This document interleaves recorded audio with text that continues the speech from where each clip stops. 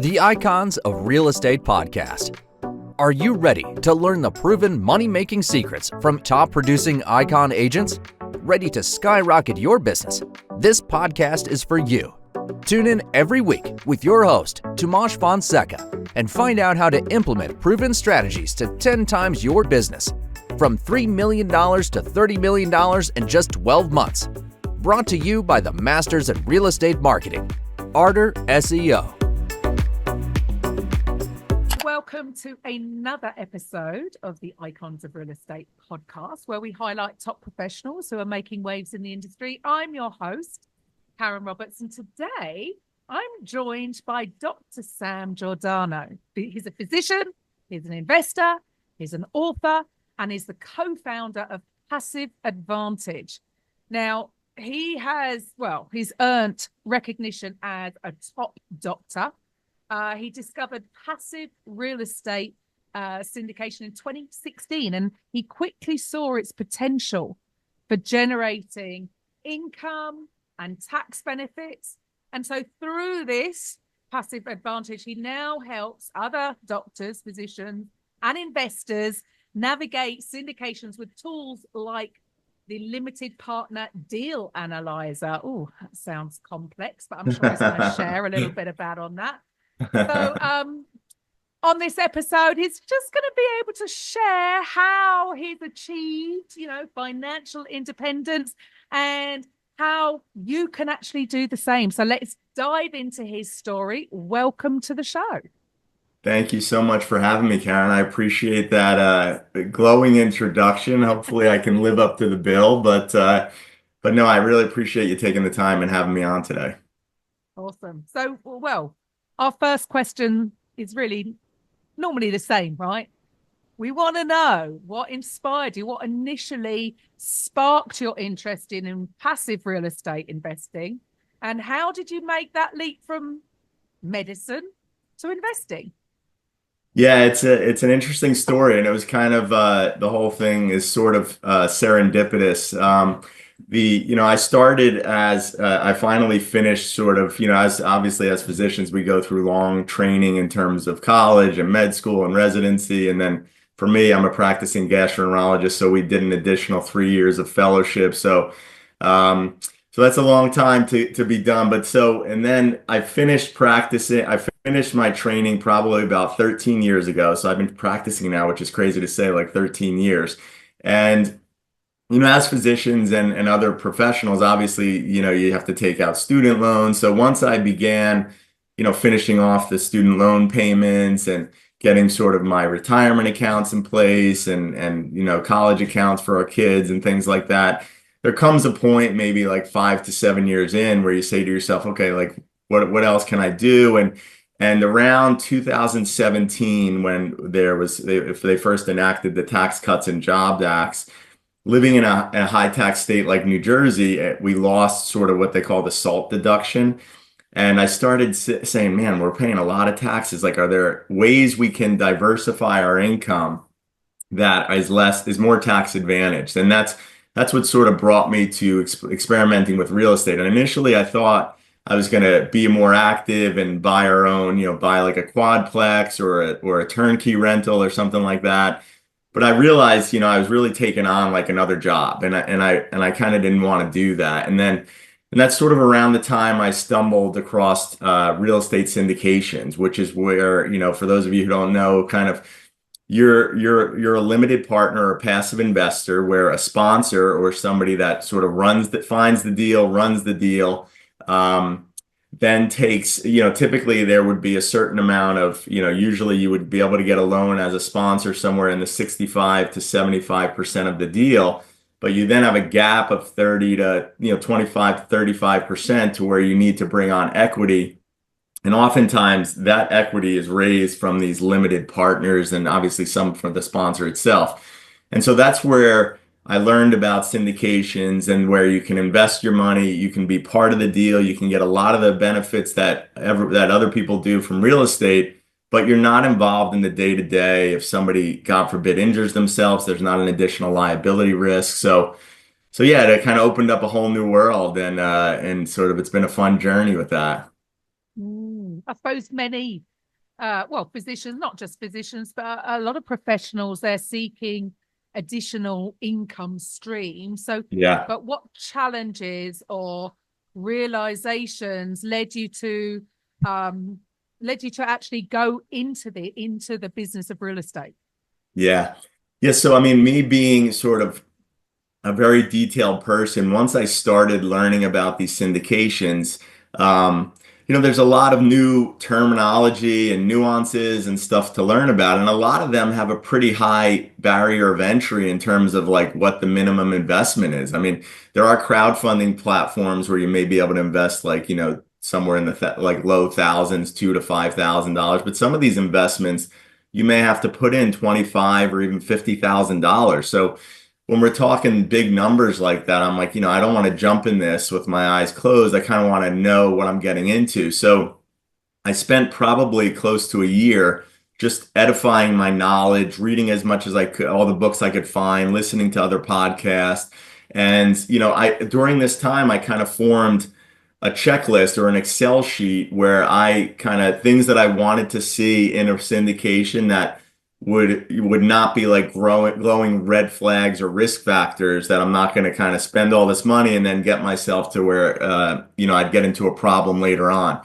And then eventually, as I talked to more other limited partners and physicians who were investing in these things and talking about this spreadsheet I created, a lot of them said, can I use it? Can I see it? Can you help me with that?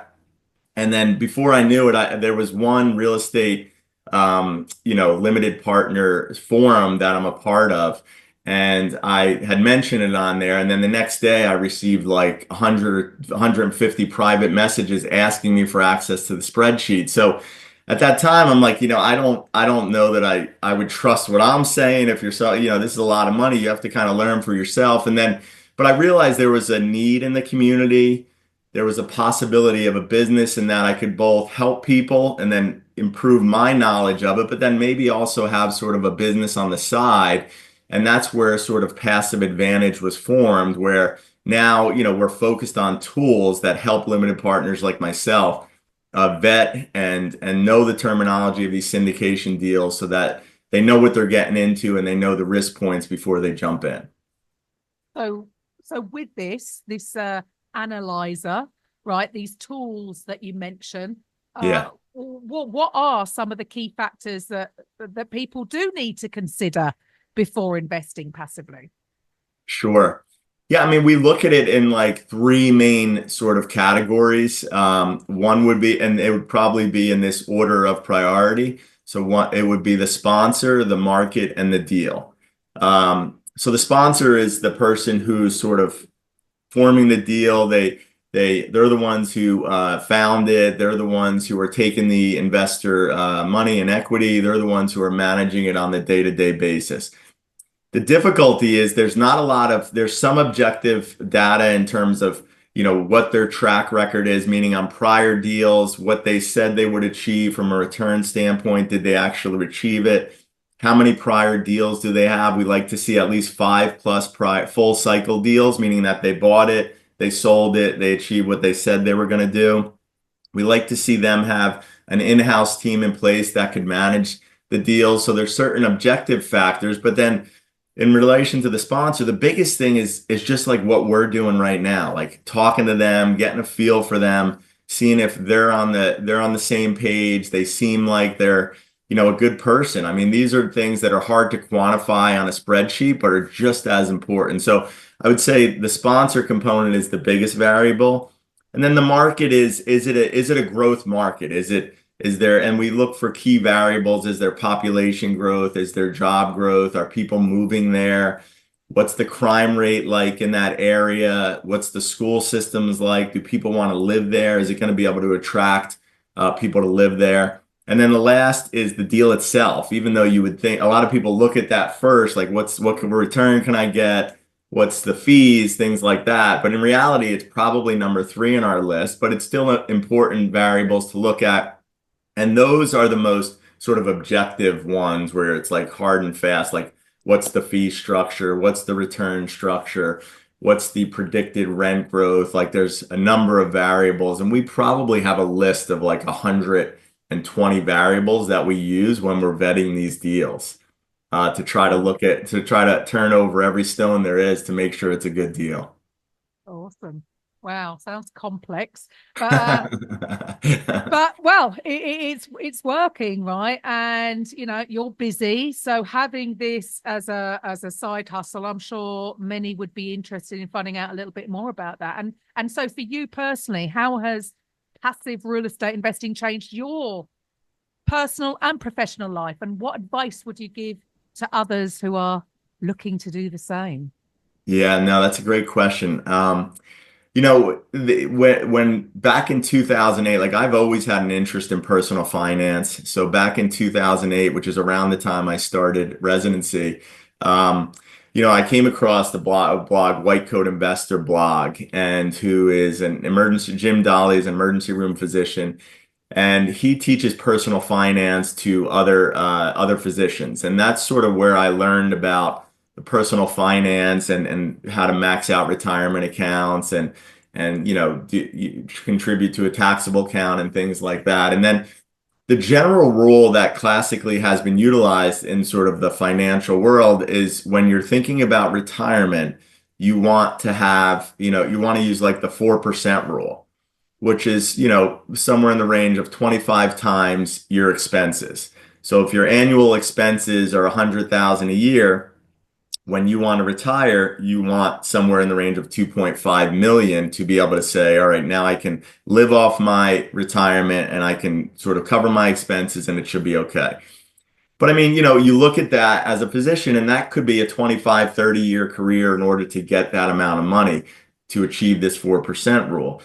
So the beauty of real estate, since it does give you passive income, and oftentimes it's tax advantaged income, when you combine, there are some people who are all real estate or all just traditional equities and stock market investing and using the 4% rule, and they don't want to know anything about real estate.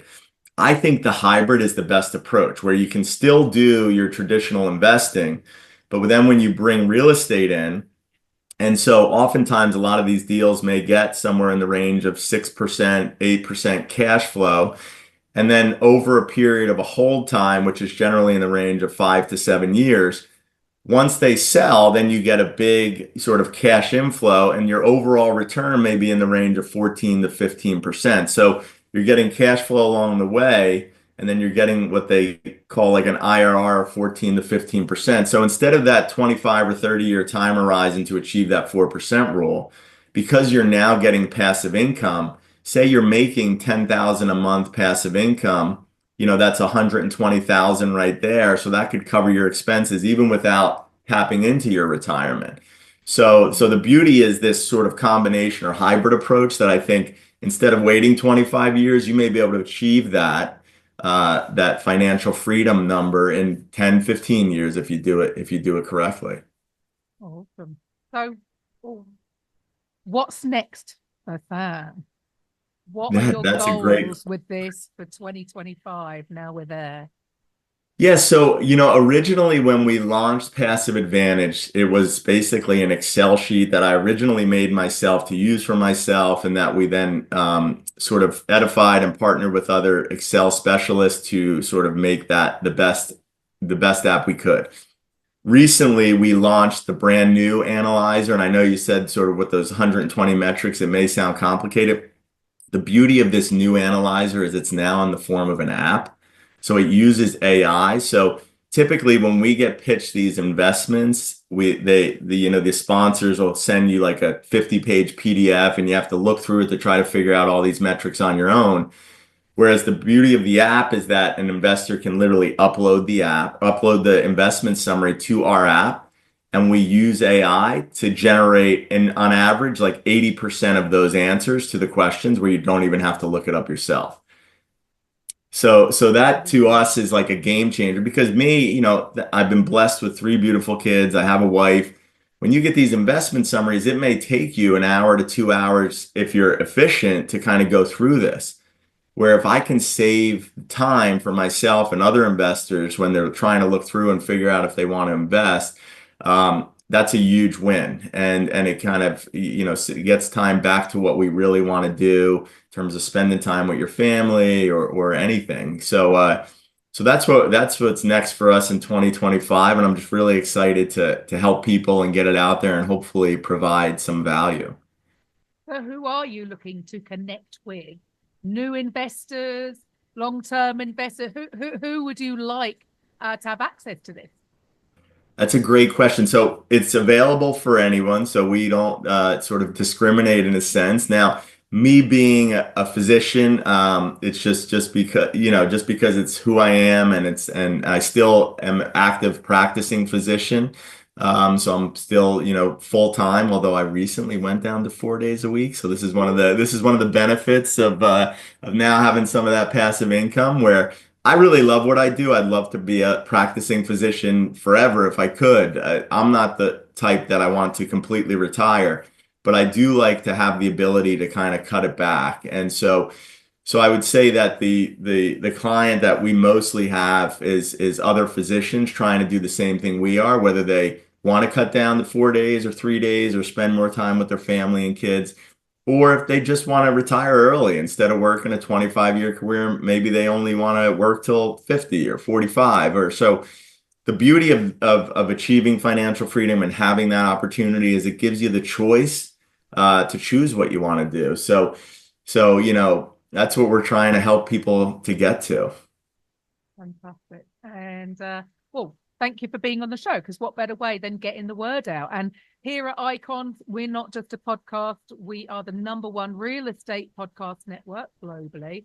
And we're passionate about making podcasting accessible to everybody involved in the business of real estate, whether they're realtors, brokers, investors, whatever. So look, if you had your own podcast, what do you think you'd call it, Sam? As much as I'd like to come up with something creative and original, I think I'd probably just call it the Passive Advantage Podcast because I think the name kind of says it all in that what we could do to provide value for other passive investors. So I think that's what I would go with. Love that. Yes, and totally agree. Totally agree. And so finally, if there's anybody out there that would like to find out a little bit more about this app and where do they reach you? Where do they find you?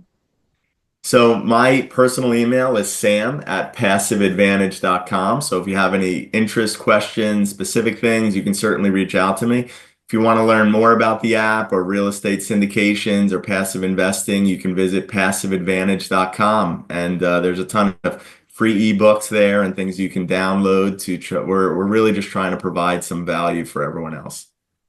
Awesome. Well, Dr. Sam, thank you so much for your time today. It's been a pleasure speaking with you. And to the listeners, I'll be back next time with the Icons of Real Estate. Bye for now.